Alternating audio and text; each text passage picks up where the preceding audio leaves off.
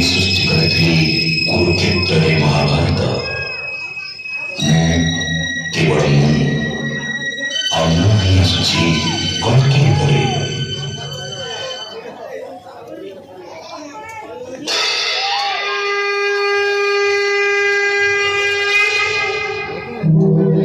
यदा